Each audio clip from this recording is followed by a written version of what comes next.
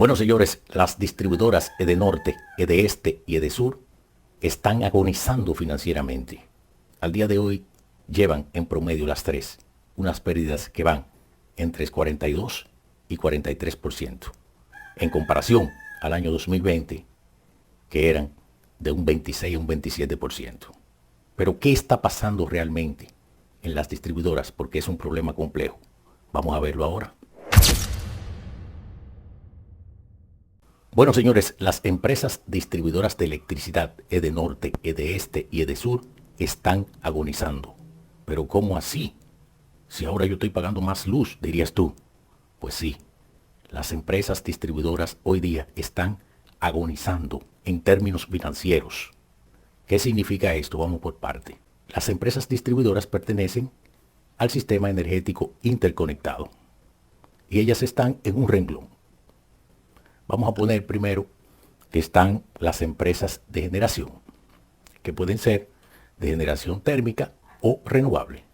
Las de generación térmica son las que generan energía a través del fuel oil, a través del gas natural y a través del carbón. Las renovables son las que se generan a través del sol, la energía solar, la energía eólica, la energía hidroeléctrica y la biomasa. Ahora viene el segundo escalafón. Ahí entra transmisión con la empresa ETEC. Esta empresa se encarga de transportar la energía a larga distancia para llevarla desde los generadores hasta la subestación. Por eso que ustedes ven esas torres en las zonas rurales con grandes cables. Por ahí se transportan unos 69.000 voltios. Y entonces ya como tercer escalafón entran las distribuidoras. ¿De qué se encargan las distribuidoras?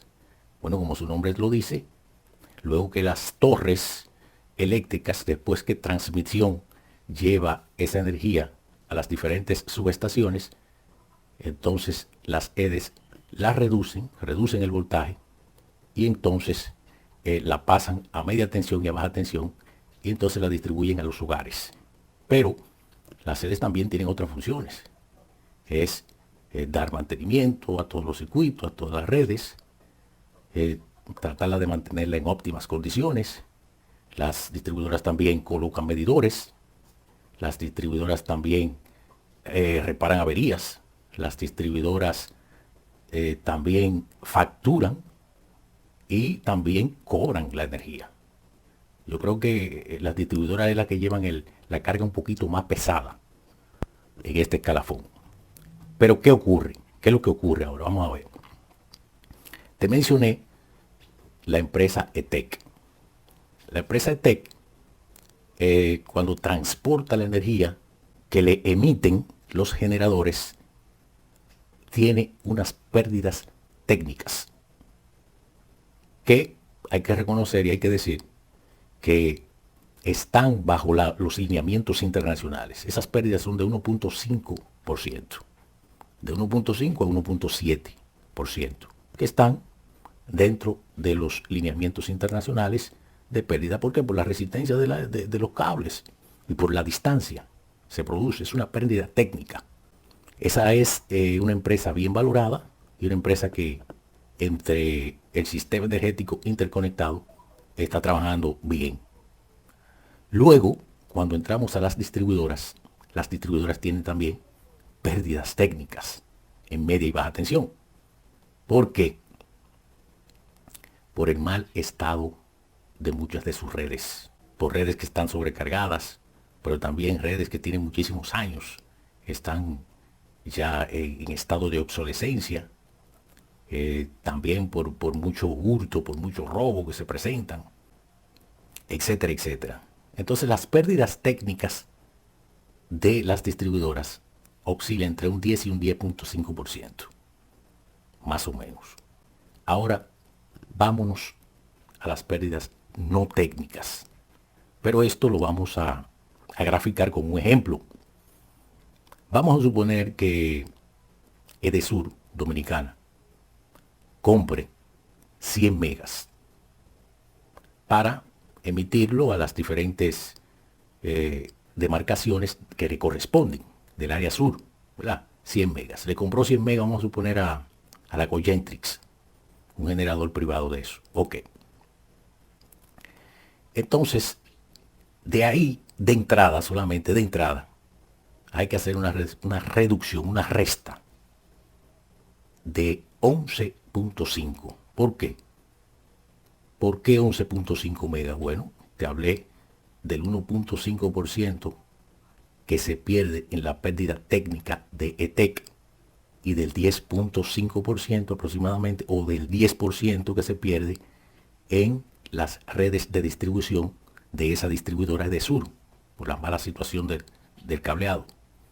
Bien, entonces ya tenemos ahí 11.5 puntos porcentuales menos. Ok. Entonces, cuando esas distribuidoras entran a facturación, que van ahora a facturar esos 100 megas, ¿tú sabes qué porcentaje se factura? Un 70%. ¿Cómo así? Sí. Es decir, de esos 100 megas nada más se vienen facturando 70%. ¿Cómo así? Porque los otros 18.5%, ¿a dónde se van? Se van a robo, se van al hurto, y es una energía que no pasa por ningún tipo de medición entre las EDES. Por ningún tipo de medición. Una energía que se perdió por los fraudes que tenemos. Fraude a todos los niveles. Bajo, medio y alto. A todos los niveles hay fraude. Entonces esa energía no se puede facturar. Fíjense ustedes ya cómo vamos. Hay 18.5 perdidos más 11.5 de las pérdidas técnicas. Ahí van 30. ¿Verdad que sí? Bien. Entonces, cuando se factura esos 70 megas, solamente se pueden cobrar entre 55, 56, 57 y 58%. Pero ¿por qué, tú me dirás? ¿Por qué tampoco se cobra? Bueno, porque hay muchas personas que entran en morosidad. Hay mucha gente que no paga. Hay muchas personas que, aparte de que tienen fraude y que tienen la energía robada, son demasiado morosos para pagar. Te duran 3, 4, 5 meses, tienen hasta años sin pagar. Entonces, eso produce, en términos generales, entre las tres EDES, exista entre un 42 y un 43% de pérdida. Ahí está la gravedad del asunto. Hoy día, 2025, tenemos entre un 42 y un 43% de pérdida. Estamos hablando en promedio entre las tres EDES, de norte, de este y de sur. ¿Cuánto teníamos de pérdida en el 2020? En el 2020 teníamos de pérdida entre un 26 y un 27%. Hoy día se han aumentado en 15 puntos. ¿Pero por qué se han aumentado en 15 puntos? Bueno, por una ineficiencia de las distribuidoras. Esa es una razón. Y por una falta de inversión. Para que ustedes tengan una idea, para el 2020 se estaba invirtiendo alrededor de 25 a 26 millones de dólares mensuales en redes. Es decir, en rehabilitaciones de redes, en colocaciones de redes blindadas, en colocaciones de medidores, en cambio de transformadores, en todas esas líneas, ¿verdad? Cambiándola en cambio de líneas, ¿verdad? En todo eso se estaba invirtiendo alrededor de 25 a 26 millones de dólares.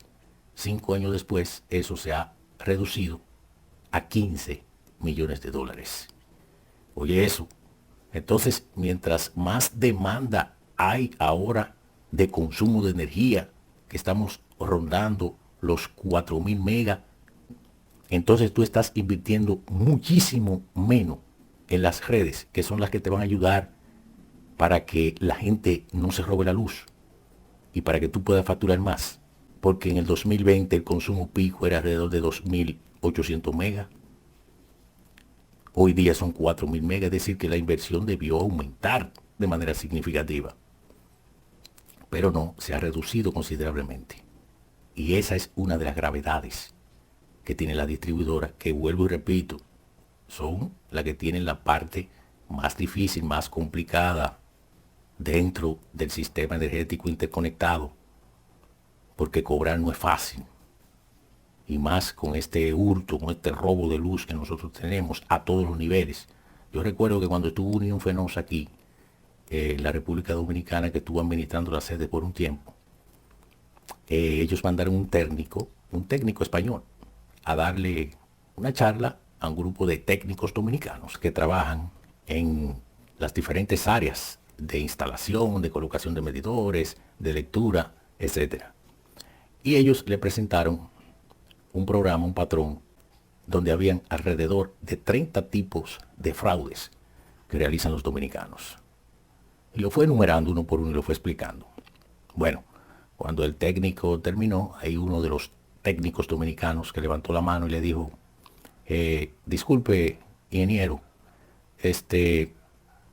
yo creo que a usted le faltó algo en la exposición. ¿Qué faltó, colega? Bueno, no son 30 tipos de fraude que hay aquí en la República Dominicana.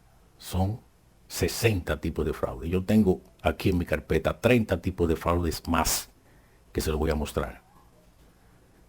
Eso es para que ustedes vean los niveles de fraude. Miren, cuando nosotros estuvimos haciendo algunas inspecciones en el terreno, yo vi con mis propios ojos una persona en una vivienda amplia, grande, una vivienda grande, que perforó un poste de luz por el centro, un poste de luz de cemento para tirar una tubería, y por ahí llevaba un cable. Y ese hombre perforó ese poste de luz y luego lo encementó de nuevo. Y nosotros pudimos darnos cuenta porque cuando vimos ese poste no tenía el cemento uniforme. Tenía un cemento que estaba puesto más reciente y otro que era el que se tenía cuando se fabricó. Y se veía la diferencia.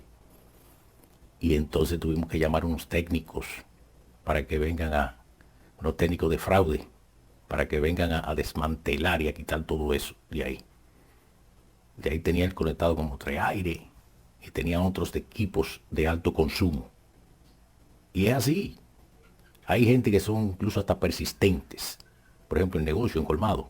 Hay gente que todos los días desconectan un cable a las 7 de la mañana cuando las brigadas salen a trabajar y vuelven y lo conectan a las 5 o 6 de la tarde cuando ya las brigadas van de retorno a su casa, vuelven y lo conectan de nuevo. Son persistentes y se pasan el año entero así. Ese colmado a lo mejor pudiera pagar, si se le factura toda la energía, se pudiera pagar algunos 30, 35, 40 mil pesos, pero quizás lo que están pagando son 3, 4 mil pesos, 5 mil pesos.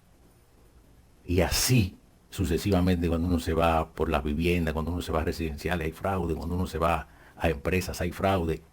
Entonces es una pérdida mayúscula que hay. Y esto entonces implica que el gobierno tiene que buscar como subsidio miles y miles de millones de pesos por culpa de esa gente que no está pagando. Por ejemplo, en el 2024 el gobierno tuvo que subsidiar a las distribuidoras con 1.400 y pico de millones de dólares. Y ya este año 2025 se pronostica que hay que buscar entre 1.600 a casi 1.700 millones de dólares para subsidiar a toda esa gente que no se le factura, a toda esa gente que se está robando la luz. Y a lo mejor usted dirá, bueno, pero entonces yo que estoy pagando de una manera correcta mi recibo, entonces yo me voy a meter a ese carnaval. Yo entonces lo que voy a hacer es que voy a buscar la forma de conectarme para que sea el estadio que me subsidie y estar dentro de esos 1.700, 1.500, 1.600 millones de dólares. Bueno, si usted piensa así, entonces va a formar parte del problema y va a formar parte de ese déficit.